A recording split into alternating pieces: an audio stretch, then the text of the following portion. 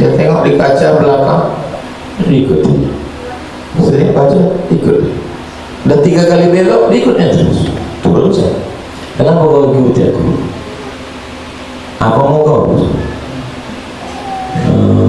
Saya disuruh Pak Kapolres Pak Intel bilang sama dia, aku bukan pencuri, aku bukan maling, aku ustaz, aku tak ada yang ganggu siapa-siapa, yang aku ikut aku ikut.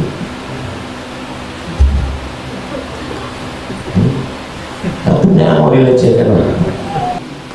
Apakah sering berpindah tempat tinggal bisa menjadi bagian dari hijrah fisik? Hijrah diambil dari kata hajara. Hajara artinya meninggalkan. Jadi kalau kita meninggalkan, itu disebut dengan hajar. Meninggalkan orang, tak mau kita ngomong, tak mau cakap, itu disebut dengan hajar. Makanya dalam hadis, la yahillu li muslimin, tidak halal bagi seorang muslim ayyahjura, itu dikata hajar, meninggalkan saudaranya fauqa salati layalin, lebih dari 3 malam, tak boleh. Apakah kita sering berpindah tempat menjadi bagian dari hijrah? Hijrah itu bukan orang pindah tempat. Hijrah itu kata Nabi, al-muhajir, orang yang hijrah, man hajara ma nahallahu anhu, orang yang meninggalkan semua yang dilarang Allah, meninggalkan qamar, meninggalkan judi, meninggalkan zina, itu baru disebut dengan orang yang hijrah.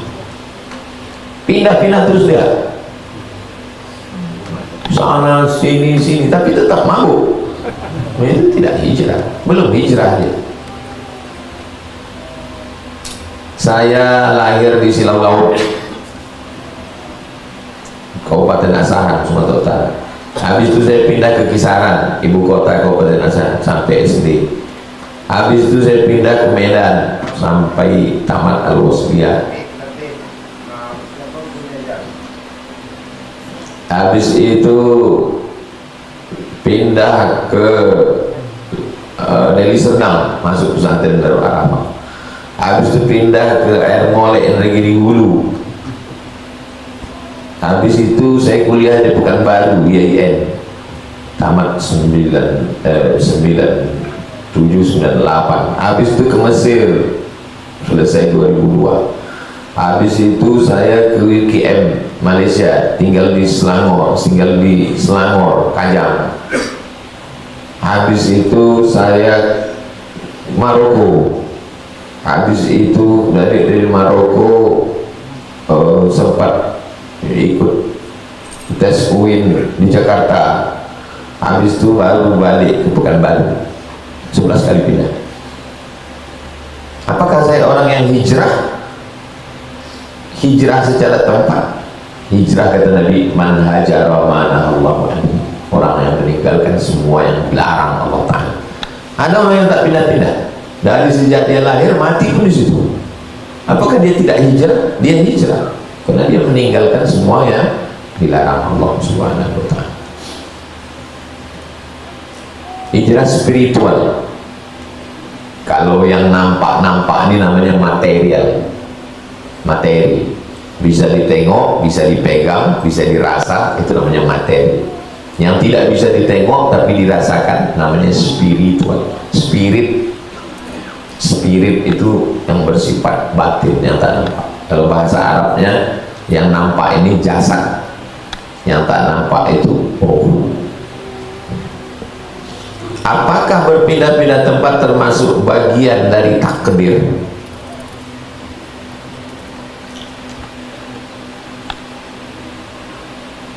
Saya mau pakai tisu atau tidak pakai tisu, itu saya bisa memilih atau tak bisa?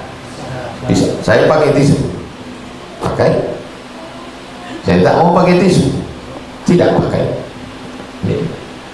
Al-insan bainal musayyar wal mukhayyar, manusia antara terpaksa dan bisa memilih. Pindah ke Bangkinang atau tetap di Rimbo Panjang, itu bisa memilih atau tak bisa? Bisa, terserah. Antum mau pindah atau antum tidak pindah.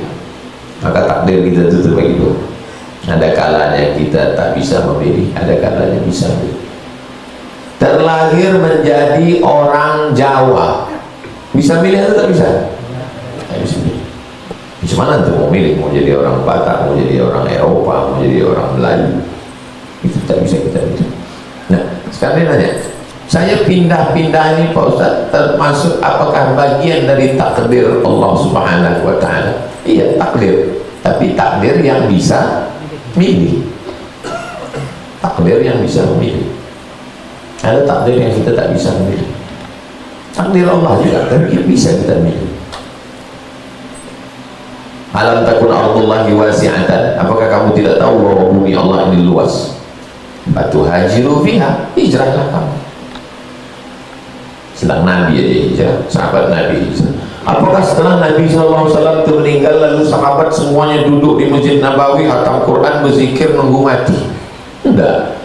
Ada sahabat Nabi itu yang hijrah pergi ke Irak, di Basrah. Dia adalah Abdullah ibnu Mas'ud. Sahabat Nabi Abdullah ibnu Abbas pergi juga ke Irak. Dari Irak dia hijrah lagi ke Taif, meninggal di Taif. Ada sahabat Nabi itu yang hijrah pergi ke Afrika Utara, namanya Amr bin As, dia yang membuka Mesir. Ada sahabat Nabi itu yang dari Mesir pergi ke Libya, ke Tunisia, Aljazair, sampai ke Maroko, namanya Uqbah. Ada sahabat Nabi itu umur 80 tahun. Antum bayangkan laki-laki umur 80 tahun, dia tahu mendengar hadis la taftahunal Konstantinia, kamu akan membebaskan Konstantinopel. Didengarnya beberapa sahabat Nabi pergi berjuang ke Konstantinopel, sekarang Istanbul. Umur 80 dia pergi hijrah ke Konstantinopel. Makamnya di Istanbul, di bawah pohon kayu besar, namanya Abu Ayyub Al-Ansari. Abu Ayyub Al-Ansari inilah yang menyediakan, yang tinggal serumah waktu Nabi belum punya rumah, waktu Nabi pertama kali hijrah ke Madinah. Abu Ayyub Al-Ansari. Muhammad Al-Fatih itu bangkit semangatnya untuk mengambil Konstantinopel itu. Salah satunya dibawa oleh Agha Samsuddin, nama guru dia namanya Agha Samsuddin, dibawa ziarah ke makam Abu Ayyub. Kata Agha Samsuddin, Fatih, ini makam Abu Ayyub, umur 80 tahun ingin menguasai Konstantinopel. 80 tahun dia dari Madinah, kau umur 19 tahun.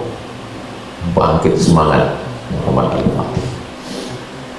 Muhammad Al-Fatih itu akidahnya Asy'ari. Muhammad Al-Fatih itu akidahnya Maturidi, mazhabnya Hanafi.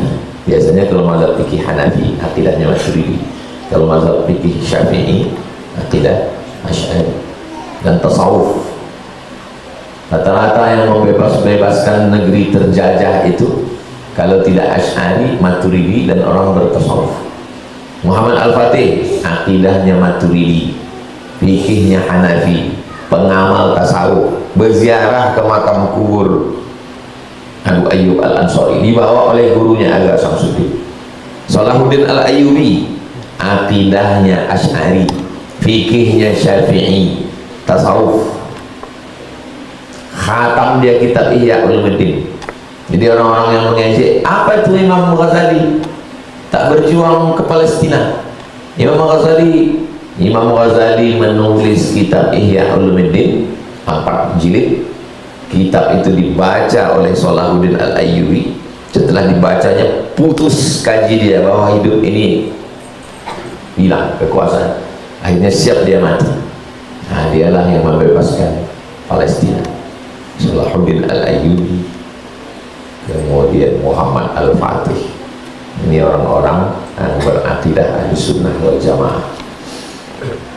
Bagaimana menghadapi orang terdekat kita yang memiliki temperamen emosional?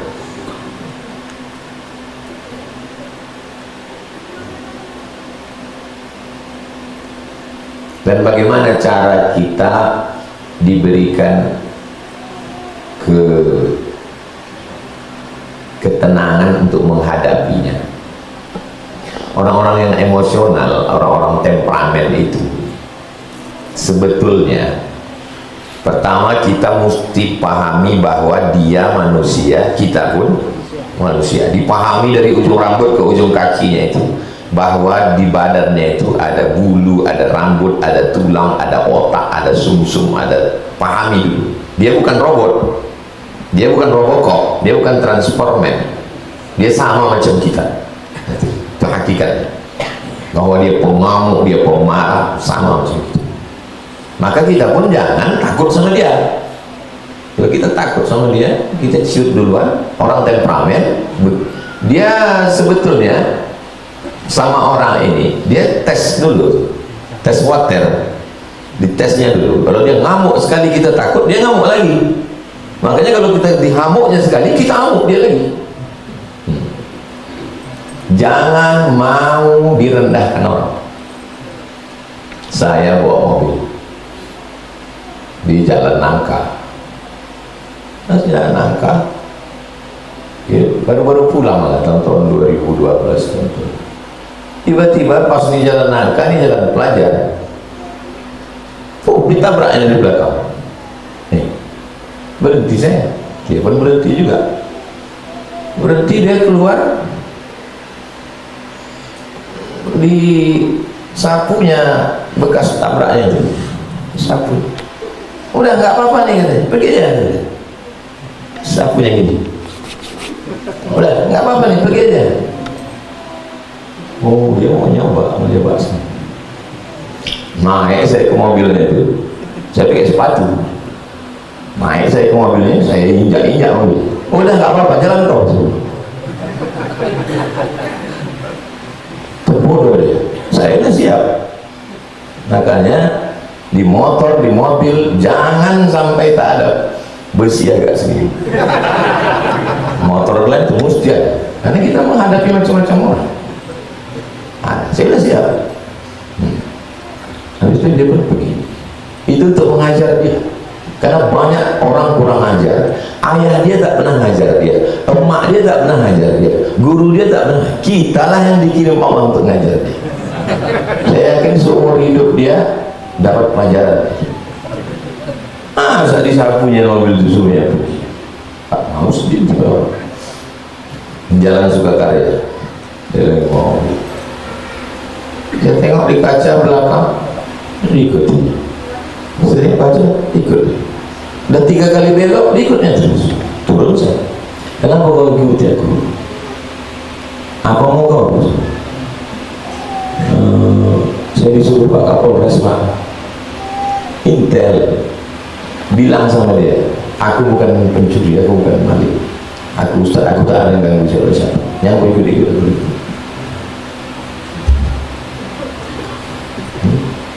Artinya mau dilecehkan orang. Orang pemarah itu marah juga kita sama dia. Dia bertanya, macam mana kita punya ketenangan? Kita ketenangan diri kita dulu. Kalau kita ketakutan duluan, ciut kita. Dia macam bawa parang, bawanya parang, dicobanya dulu, ditakiknya sini dulu. Terasa dia berdenting, pang, ditariknya. Tapi terasa dia batang pisang, cincangnya terus.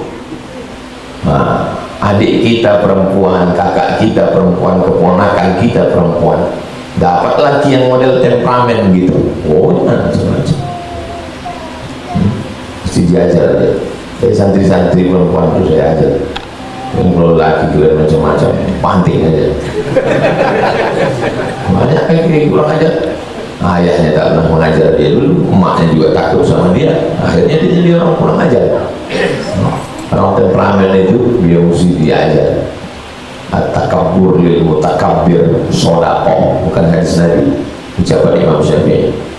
Orang yang pemarah marah pula kita sama dia, baru tahu dia marah, baru dia tahu marah orang. Kadang tahu dia marah dia aja dia tahu, tak tahu dia marah kita. Apa amalan-amalan di hari Asyura, Tasu'ah, Tis'ah, 9? Nabi sampai ke kota Madinah Al-Munawwarah, tengok Nabi orang itu tak makan, tak minum. Kata Nabi, mahal, apa ini? Lalu kata mereka mengatakan, inilah hari yang paling baik. Pada hari ini awraqa fihi Fir'aun, najallahu fihi Musa wa awraqa fihi Fir'aun. Hari ini Allah menyelamatkan Nabi Musa dan ditenggelamkan Allah hari ini Fir'aun. Lalu kami berpuasa kepada Allah karena kami bersyukur atas selamatnya Musa alaihissalam. Ana ahaqqu bi Musa minkum, aku lebih berhak terhadap Musa daripada kamu, kata Nabi. Maka Nabi pun berpuasa. Wa amara bi siyamihi, dan Nabi menyuruh sahabat melaksanakan puasa. Wa shamahu, Nabi berpuasa dan menyuruh sahabat melaksanakan puasa. Tapi khaliful yahud, bedakan diri kamu dengan orang Yahudi.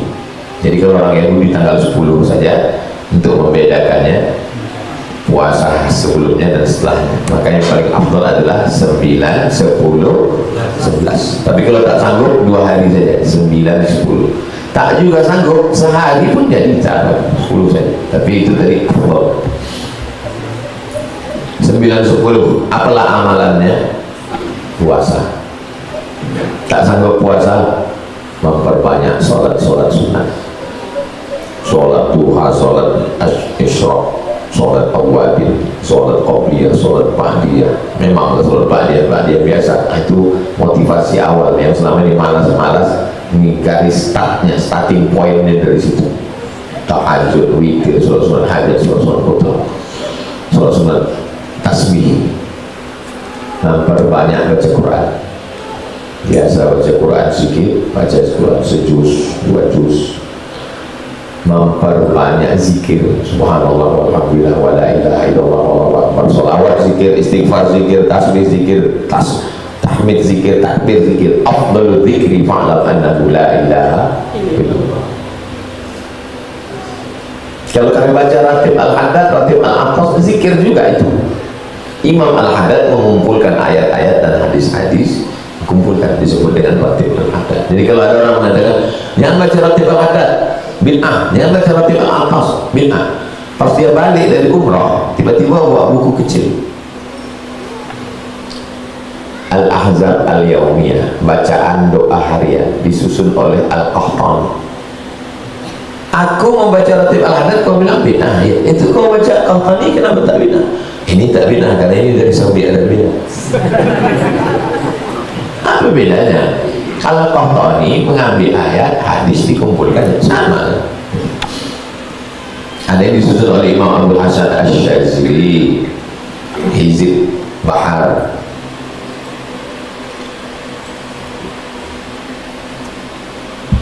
Bahasa, sholat-sholat sunat, baca Quran, zikir, shadaqah. Makanya ada istilah bubur Asyura. Dulu di kampung Maji, saya di emak sepupu, kalau Asyura masak bubur pakai santan, ada kacang-kacang macam-macam. Kemarin saya di Kelantan, Terengganu, ada kue. Ustaz makan Ustaz, kue suwo.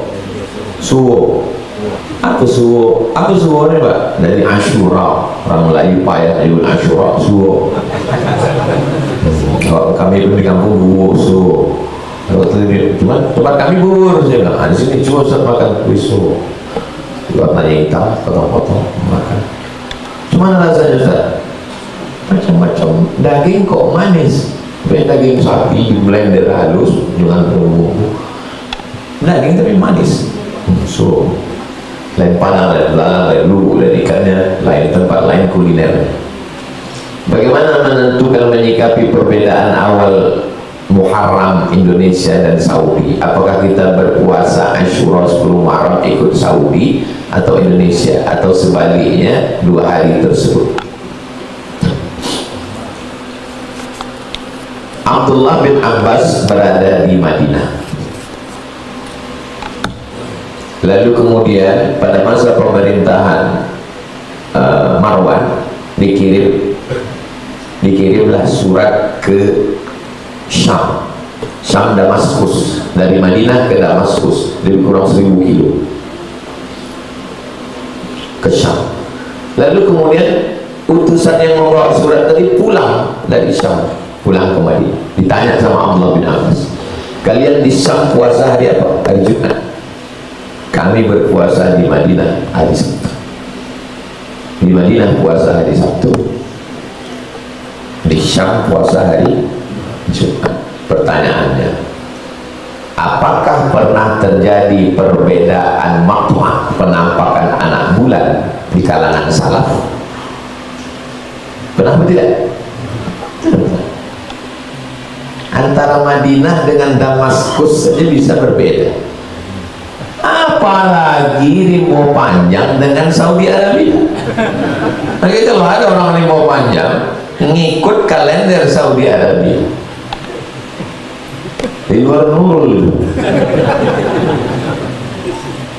Kau puasanya kapan? Aku puasa hari, tapi rimbo panjang hari ini udah tanggal 11. Saya ikut Makkah.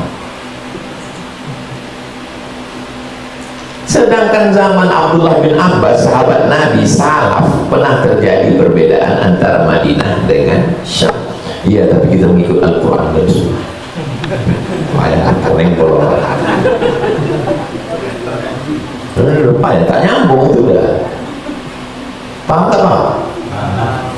Ikutlah di mana negeri kita tinggal.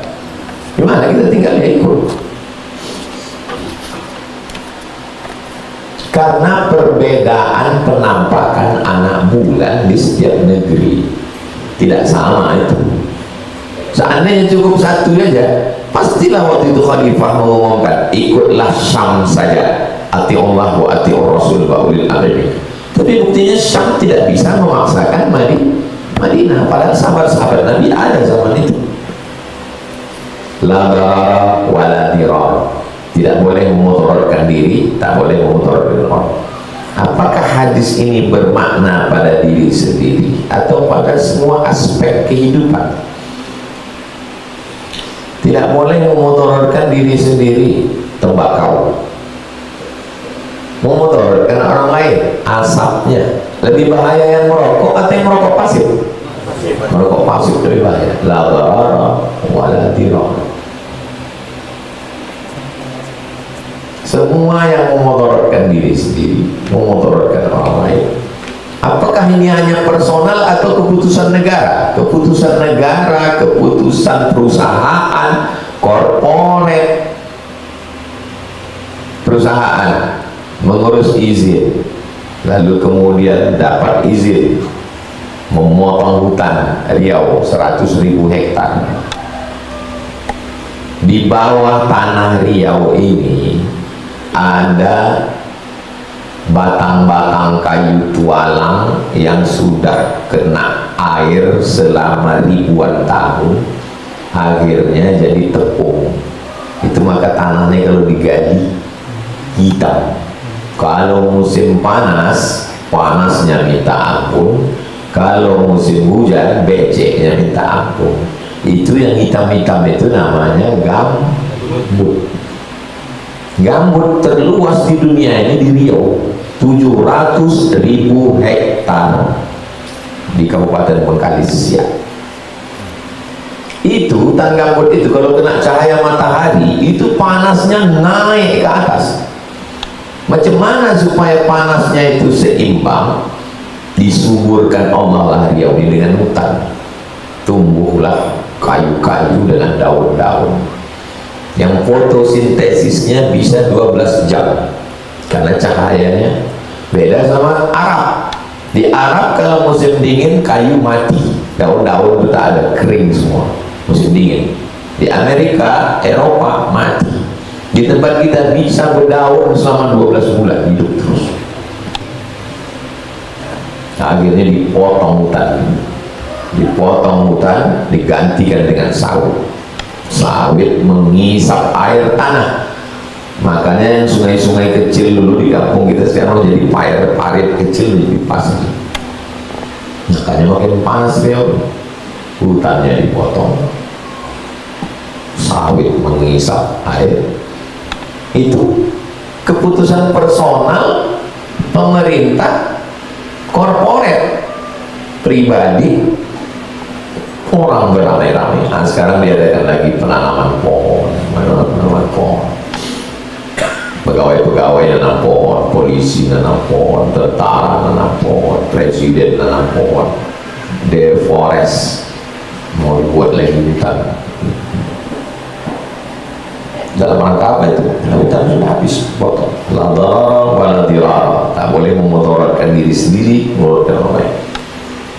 Apakah merokok termasuk di dalamnya? Boleh kita bahas tadi. Oh, dirar.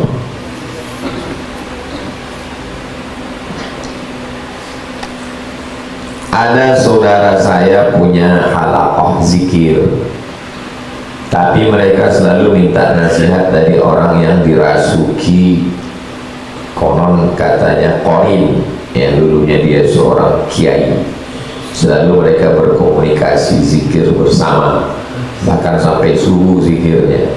Bagaimana hukumnya Ustaz? Saya jangankan sama jin, sama orang aja saya tak percaya.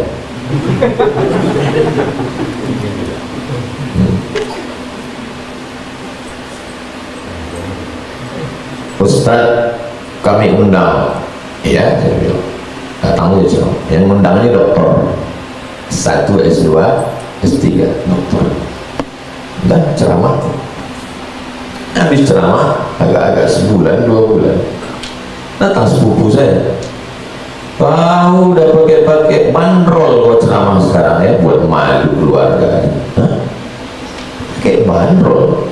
Aku tidak pernah minta tiket eksekutif, tak pernah minta hotel bintang 5, dan aku kalau pergi ceramah nggak tahu mau kemana aja. Ini hari Kamis, besok mau ke Bangka Belitung, tak tahu saya apakah yang ngundang bupati gubernur, tak tahu. Sampai sana nanti baru saya tahu. Tak, saya urus jadwal ini. Ini buktinya kau udah mengutip-utip duit dari orang. Berapa korbannya? 3. 1 Tirtanadi, PDAM Tirtanadi, panggil orang Tirtanadi. 1 lagi ibu-ibu wanita karir Majelis Taklim, panggil sini. 1 lagi Masjid Titik Kuning. Saya tanya, berapa kalian Masjid Titik Kuning diambilnya? 30 juta. Ibu-ibu dari wanita karir 30. Bapak dari Tirtanadi 60. Saya tak ada begitu Pak. Udah itu Pak Ustaz, kami ikhlas lillahi ta'ala. Rupanya saya sudah dijual sama dokter. Jualnya saya. Ini duit Bapak Titik Kuning, ini duit Bapak ibu-ibu wanita karir, ini duit Tirtanadi. Balikkan balik ke kantor, balikkan ke masjid, balik, bilang ini pungli, kita tidak ada model itu. Kemudian ada besi tiang lampu di hotel, pegang besi itu. Di dokter itu di sini. Aku masih dikasih Allah sadar lagi, masih disadarkan Allah. Kalau tidak, udah pecah kepala kau dulu, lari dia. Dokter tuh, saya manusia aja saya tak percaya. Bisa pula percaya sama jin. Percaya sama jin. Saya waktu pengajian dulu, saya bawa emak saya. Setiap pengajian saya bawa. Pertama pengajian tuh waktu ramai, setelah balik ke rumah, 1 saya ditanya, ada yang kutanya sama kau, apa Mak? Kau ada berkawan sama jin? Tidak. Dia takut saya berkawan sama jin lalu mengamalkan zikir sehingga ramai jamaah. Kusumpahkan kau, aku tak mau kau berkawan sama jin. Kenapa begitu Mak? Karena aku dulu dikasih tahu ayahku bilang kau jangan sama jin. Ayahku dikasih tahu sama Syekh Abdul Rahman. Syekh Abdul Rahman ngasih tahu atuk saya ngasih tahu emak saya ngasih tahu saya ngasih tahu anak-anak saya dan jamaah, jangan berkawan sama jin. Jangan berkawan sama jin. Datang jamaah ke rumah, menunjukkan foto. Ustaz, ini foto emas batangan sebesar ini di atas TV. 2 hari emas itu di atas TV, tak saya senggol, tak saya ambil, hilang. Habis itu ini satu lagi fotonya Pak Ustaz, kunci emas gitu. Tak saya ambil, tak saya pegang, hilang. Saya tanya, jawab jujur ya, iya. Ada ayah kau, atuk kau, unyang kau dulu yang dukun? Ada Pak Ustaz, atuk saya dukun. Jin dia itu datang mau menawari, kalau kau ambil ini kau berkawan sama dia. Kenapa tak kau ambil? Saya takut musyrik Pak Ustaz. Akhirnya nanti saya minta-minta sama dia. Datang nanti dia mengasih tahu kalian zikir, nanti kau jadi kebal, kau nanti kalian jadi ketergantungan sama dia. Akhirnya mau minta sama dia, rusak tauhid kepada Allah Subhanahu wa ta'ala. Ada mursyid di Malaysia namanya Syekh Jahid, mursyid tarekat Naqsabandiyah. Nanti cari Syekh Jahid, Syekh Dr. Jahid. Dia bercerita bahwa ada orang merantau ke Kuala Lumpur, lalu kemudian susah tiba-tiba mimpi, bukalah warung roti canai dengan teh tarik. Roti canai, teh tarik, zikirnya ini zikir sampai warung roti canai tadi. Akhirnya maju ramai sampai duit berjuta-juta ringgit, kaya. Habis itu kata jin tadi, pergi kau ke sana, sampai ke masjid, tengok di tiangnya ada nasab kau keturunan wali-wali. Pergi dia ke masjid itu, di masjid ditengoknya nasab, ada nama atuk-atuknya di situ. Wah, aku keturunan wali. Nah, pulang dia, kau amalkan ini, nanti siapa yang sakit sehat, diamalkan. Datang orang, bacakan ayat, sehat. Sapu sedikit, sehat. Lama-lama dia tak sembahyang lagi. Tak sembahyang. Ditanya sama Syekh Jahid, kau kenapa tak sembahyang? Karena sembahyang pahalanya satu, kalau mengobati orang pahalanya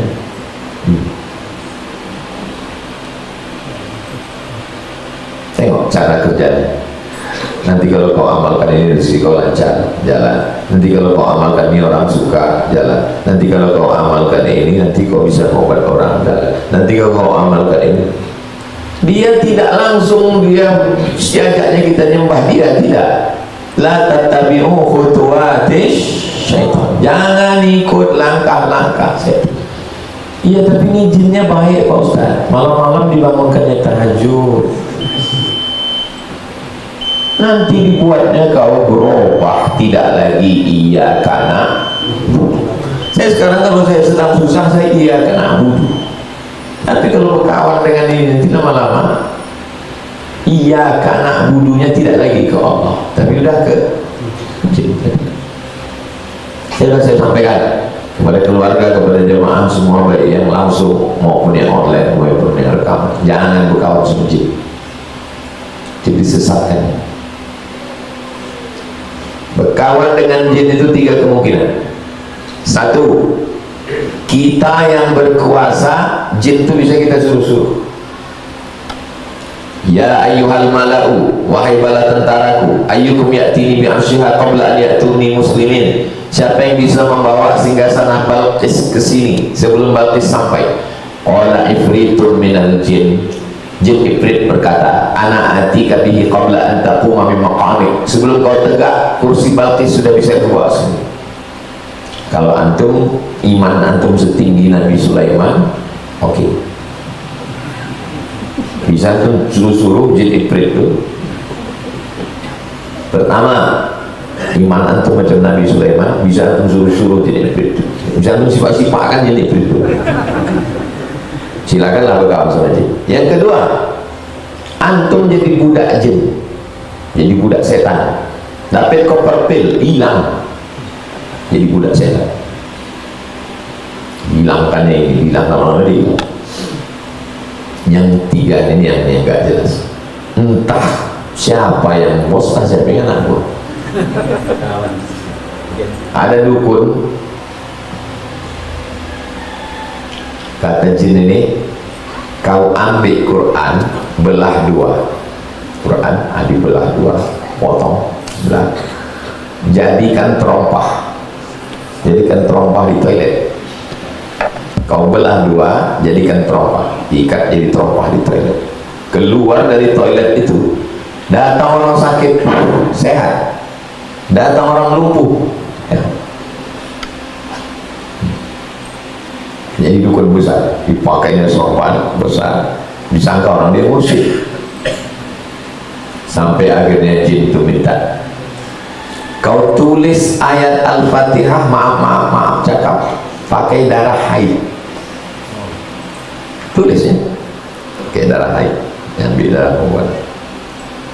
Makin hebat. Terakhir permintaan jin, aku minta nyawa anak. Di situ mulai digoncang anak. Jadi lawannya, anaknya mati, dia hampir mati. Tobat. Setelah tobat dia pun menceritakan tentang kejahatan. Ya, kawan sama jin. Kawan sama orang ahli kita tak betul.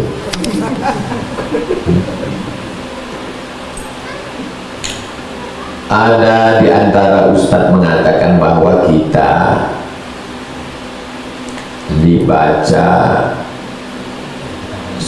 4 yang ada dalam Al-Baqarah, 70.000 malaikat mendoakan tidak akan disiksa di dalam kubur, yaitu surat Yasin, Al-Furqan, Al-Waqi'ah, Al-Ikhlas. Apakah benar manfaatnya demikian? Dan bagaimana pula jika dibaca untuk orang yang sudah meninggal? Tentang fadilah-fadilah, kalau ini dibaca pahalanya begini, kalau ini dibaca pahalanya begini, kalau ini dibaca pahalanya begini, mesti dari hadis Nabi Muhammad SAW tentang membaca pangkal Al-Baqarah sama ujung Al-Baqarah. Siapa yang membaca pangkal Al-Baqarah dan ujung Baqarah, lakafatahu, maka cukuplah itu bagi dia. Siapa yang membaca Qul a'udzu falaq dengan Qul a'udzu binnas 11 ayat, maka dibukakan 11 simpul-simpul tali sihir.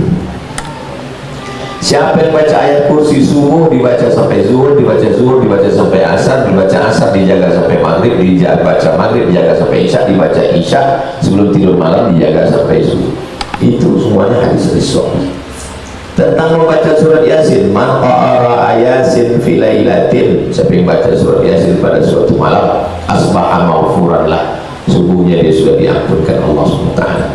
Tentang baca Qul huwallah, Qatadah bin Nu'man, hadisnya dalam Musnad Ahmad bin Hanbal. Qatadah bin Nu'man dari mulai maghrib, isya sampai subuh baca Al-Fatihah, Qul huwallah. Kata Nabi, inna la ta'dilu sulusal Quran, itu sama dengan sepertiga Al-Quran. Kaedahnya, keutamaan surat, keutamaan zikir mesti ada dalil dari hadis Nabi Muhammad SAW. Itu model yang pertama. Yang kedua namanya mujarrab. Apa namanya? Mujarrab. Mujarrab itu diambil dari kata jarraba yujarribu. Mujarrab artinya pernah dicoba. Makanya jadi bahasanya. Kau baca ini ya, ini mujarrab ini. Mujarrab artinya pernah dicoba.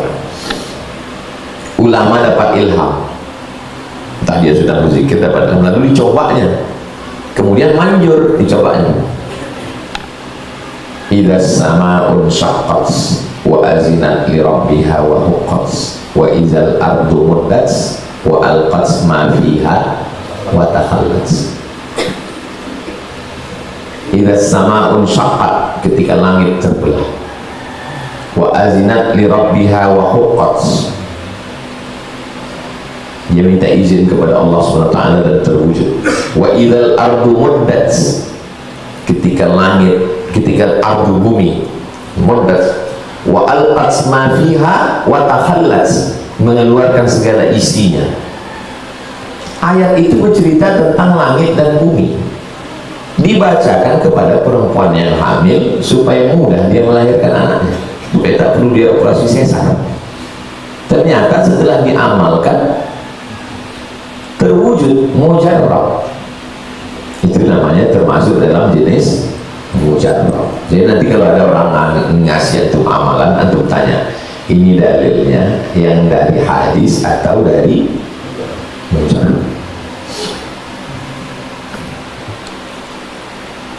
Apakah benar manfaatnya demikian Pak Ustadz? Tengok hadis-hadisnya, sahih atau tak sahih.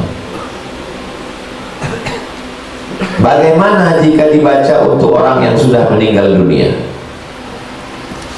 Imam Syafi'i berkata dalam kitab ini, dalam kitab itu solid, kata Imam Nawawi, wa qala Syafi'i, Imam Syafi'i berkata, wa in khatimul Qur'ana kullahu, kalau dikhatamkannya sekhatam Al-Quran, kana hasanan, meninggal keluarga bacakan sekhatam Quran, dihadiahkan pahalanya, kana hasanan, bagus. Kalau tak sanggup sekhatam, ya pilih, itu maka orang pilih Yasin. Yasin pun juga terlalu panjang, bacakan Fatihah sekali, Qul Huwallah 3 kali, Al-Falaq sekali, An-Nas sekali, pangkal Al-Baqarah, ayat kursi, ujung Al-Baqarah, tutup dengan tahlil, afdal zikri fa'lam annahu la ilaha illallah. Ya Allah, sampaikanlah pahala bacaan yang sudah kami baca, Al-Fatihah, Al-Falaq, An-Nas, pangkal Al-Baqarah, ayat kursi, ujung Al-Baqarah, dan tahlil kami kepada almarhum almarhumah. Itu tentang bacaan-bacaan.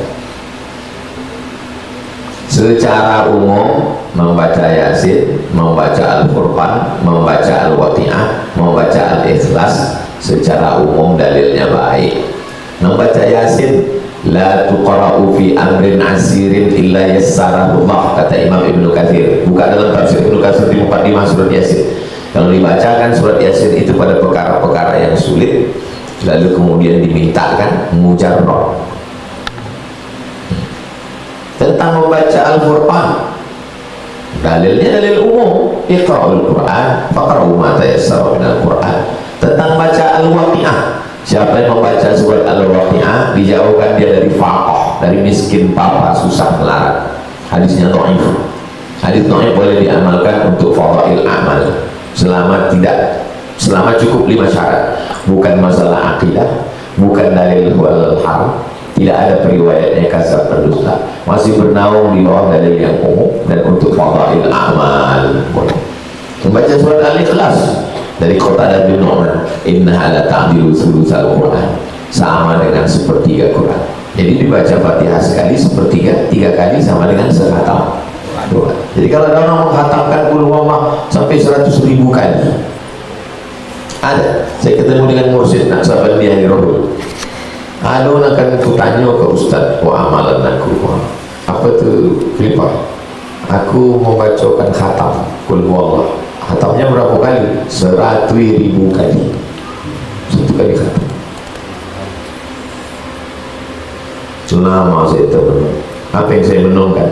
Saya sudah lama tahu, kita sudah lama ngaji hadisnya, dia sudah mengamalkannya. Mana dalilnya membaca 100.000 kali?